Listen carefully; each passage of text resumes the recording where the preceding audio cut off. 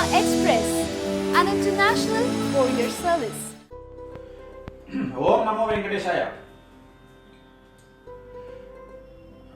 మామూలుగా ఎంతో మంది జాతకాలు చెప్పినప్పటికీ కూడా అయితే ఒక బాధ, లేకపోతే ఒక ఆనందం, లేకపోతే ఒక ఆశ్చర్యం. కానీ పర్టికులర్లీ ఈ వ్యక్తికి సంబంధించి జాతకం చెప్పాలంటే ఒక రకమైన బాధ, దేశాన్ని మలుపు తిప్పినటువంటి ఒక వ్యక్తి గురించి మాట్లాడుతూ అంతే చండాలంగా తన జీవితాన్ని నాశనం చేసుకున్నటువంటి ఇంకొక వ్యక్తి, అదే వ్యక్తి గురించి మాట్లాడాలంటే ఒక రకమైనటువంటి మానసికమైనటువంటి బాధ నాకు కలుగుతూ ఉంది. ఆయన పేరే రామ్ గోపాల్ వర్మ. ప్రముఖ దర్శకుడు రామ్ గోపాల్ వర్మ. ఆయనకి ఆర్జీవి అని పేరు. అసలు ఎంత ఆశ్చర్యకరమైనటువంటి జాతకం అంటే, తెలుగు చిత్ర పరిశ్రమను కనుక మనం విభజిస్తే శివకి ముందు శివకి తర్వాత అనే మాట వినబడుతుంది. అట్లానే బాలీవుడ్ గురించి మాట్లాడుతున్నప్పుడు సత్యకి ముందు సత్యకి తర్వాత అని మాట్లాడుకుంటారు. సో ఈ పర్టికులర్ వ్యక్తికి సంబంధించి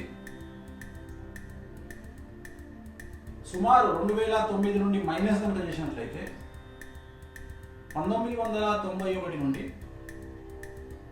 శివ సినిమా నుండి ఇంచుమించుగా 2008 వరకు ఏకచిత్రాధిపత్యంగా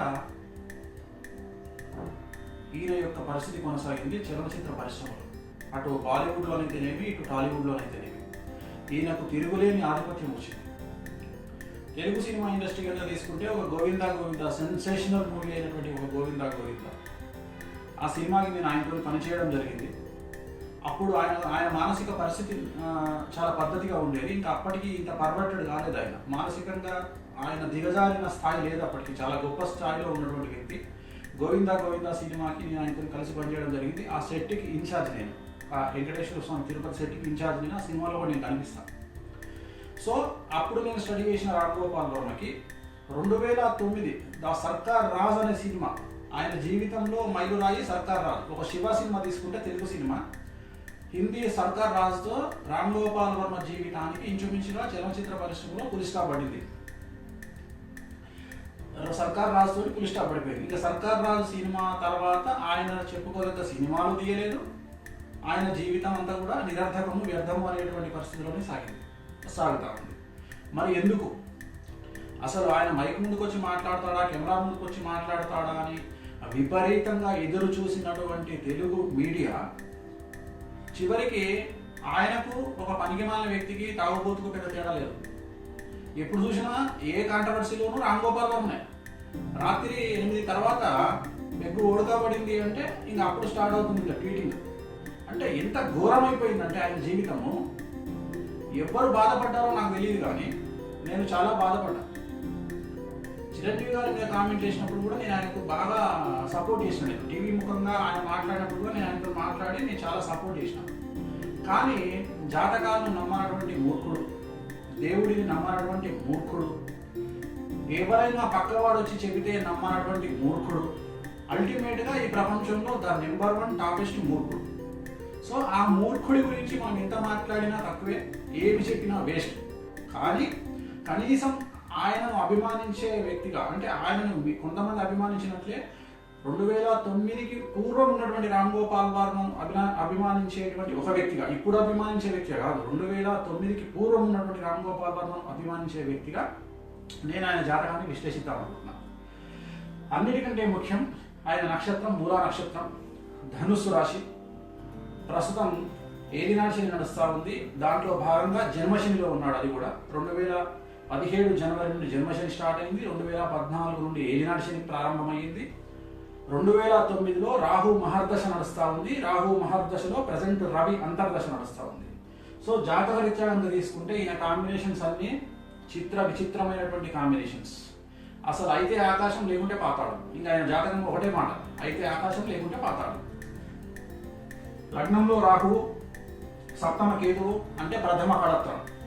ప్రథమ కళత్రం అంటే వైవాహిక జీవితం నుండి దూరంగా ఉండడం, కుటుంబం నుండి దూరంగా ఉండడం అనేటువంటిది సూచిస్తారు. అందుకే పెళ్లికి పేరుకు మాత్రమే పెళ్లి, కానీ సంసారం నుండి పూర్తి దూరంగా ఉండేటువంటి వ్యక్తి. లగ్నాత్ రాహు 1 2 3 4 5 6 7 సప్తమ కేతు అంటే సంసారానికి సంబంధించి మాట్లాడుకున్నాం.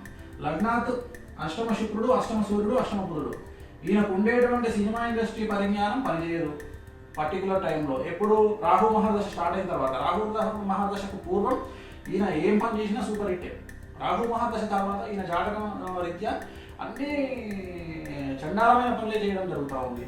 ఏది ఆలోచించినా చండాలమైన ఐస్ క్రీమ్ కానీ అసలు ఇంక ఏం మాట్లాడుకోలేము మనం. అసలు రామ్ గోపాల్ వర్మ ఇట్లాంటి సినిమాలు తీస్తాడు అనే ఆలోచన మనం ఊహించలేము. ఆయన ఎవరికి అందనటువంటి వ్యక్తి అంత నీచమైన సినిమాలు చేయడం. ఏ ఆర్టిస్ట్ బట్టి ఆ ఆర్టిస్ట్, లాస్ట్ గల్లీ ఆర్టిస్ట్తో కూడా సినిమాలు తీశాడు ఆయన.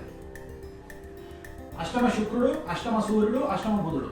అంటే బుధుడు అనేటువంటి వాడు మైండ్ ఇచ్చేవాడు, అష్టమ స్థానంలో ఉన్నాడు కాబట్టి ఇంకా పర్వర్షన్ మామూలుగా ఉండదు. అంటే విచిత్రమైనటువంటి పర్వర్షన్. ఆ బుధుడు అంటే ఆయన మైండ్ అలా స్టడీ చేసుకునే దమ్ము ఈ ప్రపంచంలో ఎవరికి లేదు. ఆయన ఎప్పుడు ఎట్లా రియాక్ట్ అవుతాడో భగవంతుడికి కూడా తెలియదు. రెండోది గురువు శని కాంబినేషన్. గురువు అంటే సామాజికంగా పేర్లు ఇచ్చేవాడు. ఎవరితో కలిసి ఉన్నాడు? శనితో కలిసి ఉన్నాడు.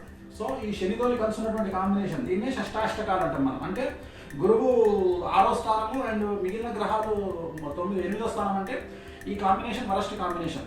6వ స్థానం 8వ స్థానం రెండింటిని కాంబినేషన్ చేసినప్పుడు ఏమవుతుంది అంటే శని భాగ్యస్థానంలో ఉండి విపరీతమైనటువంటి లగ్జరీ స్టాండర్డ్స్ ఇస్తాడు. విపరీతమైనటువంటి లగ్జరీ స్టాండర్డ్స్ అంటే ఇంకా ఆయన విలాసాలకు అంతే లేదు. ఇంకా ఆయనకు ఉండేటువంటి హ్యాబిట్స్ కానీ విలాసాలకు కానీ.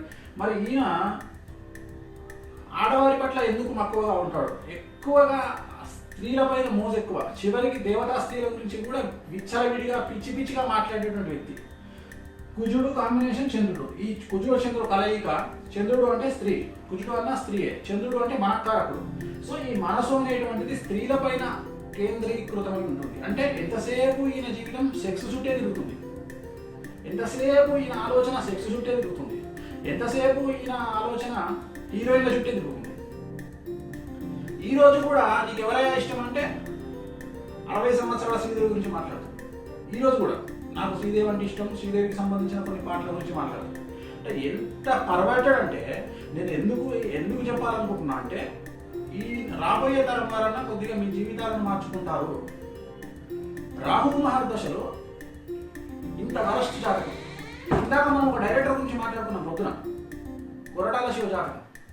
కుజదశ రాహు దశ ఫెచ్చింగ్ అయ్యాయి. కానీ ఈయన జాతకంలో రాహు మరి నీచమైనటువంటి స్థితిలోకి వెళ్ళిపోయి, లగ్నంలో రాహు అంటే పర్వర్టెడ్ కాలసర్ప దోషాన్ని సూచిస్తూ ఉన్నాడు. సో సప్తమ కేతువు ఇవన్నీ కూడా ఏం చేయబడుతుంది అంటే విపరీతమైనటువంటి ఆలోచన పరాకాష్ఠలు చేరి ఈయన జీవితాన్ని స్వయంకృత అపరాధంతో భ్రష్టు పట్టించుకునేటువంటి జాతకం. అంటే ఈయన చేతులారా ఈయన జీవితాన్ని సర్వనాశనం చేసుకునేటువంటి జాతకం. ఒకడు వచ్చి ఈయనను భగవంతుడు కాపాడలేడు, ఈయన స్నేహితులు కాపాడలేరు, ఈయన అభిమానులు కాపాడలేరు, లాస్ట్కు నారాయణ జ్యోతిష్కుడు కాపాడలేడు, డాక్టర్లు కాపాడలేరు. ఎవరూ కాపాడలేనటువంటి జాతకం. ఎవరు చెప్పినా వినేటువంటి జాతకం కాదు. 2024వ సంవత్సరం వరకు ఉంది ఈయనకి. ఇంకా 2009 + 18 అంటే ఇంచుమించుగా 2026 2023 వరకు ఉంది ఏది రాహు మహాదశ. సో 2023 వరకు ఈయన మనం చెప్పే మాటలు ఏవి వినడు. అప్పటికి వయసు అయిపోతుంది.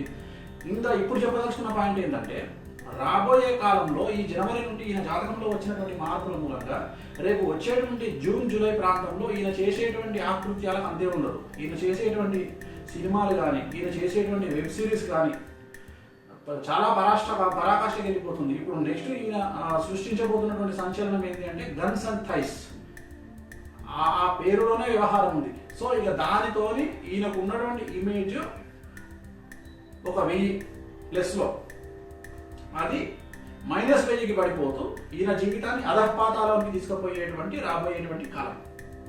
జనరల్గా ఈయన జాతకాలు నమ్మడు, దేన్ని నమ్మడు. ఆయన ఏదన్నా అనుకుంటే అది 8 గంటల సమయంలో ఆయన కూర్చున్నటువంటి సిచ్యువేషన్లో మద్యపానాన్ని సేవిస్తూ 9:30 కల్లా సబ్జెక్ట్ రెడీ చేసుకునేటువంటి వ్యక్తి. అంటే అంత ఇన్స్టెంట్గా గంటన్నరలో ఆయన సబ్జెక్ట్ రెడీ చేసుకొని నెక్స్ట్ డే మార్నింగ్ షూటింగ్కి వెళ్ళిపోతాడు. ఆయన థాట్స్ అట్లా ఉంటాయి. ఎందుకు? రాహు మహర్దశ. ఇదే మనిషి మరి సినిమా చేయలేదా? ఎంత మంచి సినిమా చేశాడంటే ఒక సత్య, ఒక సర్కారు, ఎన్నో మంచి సినిమాలు చేశాడు. కానీ జాతక ప్రభావం అట్లా ఉంటుంది. అంటే జాతకం అనేటువంటిది రామ్ గోపాల్ వర్మను కూడా వదిలిపెట్టరు. రాహు మహర్దశ అనేటువంటిది రామ్ గోపాల్ వర్మను కూడా వదిలిపెట్టరు.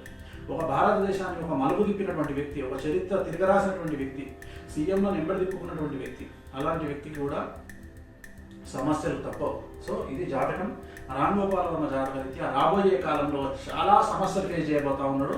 ఈయన మీద నిర్భయ కేసులు వేయొచ్చు, లేదా ఈయన మీద మహిళా సంఘాలు దుమ్మెత్తిపోయొచ్చు, ఈయనను జైల్లో పెట్టొచ్చు, ఏవైనా జరిగే సూచనలు కనిపిస్తూ ఉన్నాయి. రాబోయే కాలంలో రామ్ గోపాల్ వర్మ జాతక రీత్యా ఆయన చాలా చాలా చాలా చాలా సమస్యలు ఫేస్ చేయబోతా ఉన్నాడు. ఇంతకంటే ఆయన గురించి నేను చెప్పలేను. ఓం నమో వెంకటేశాయ.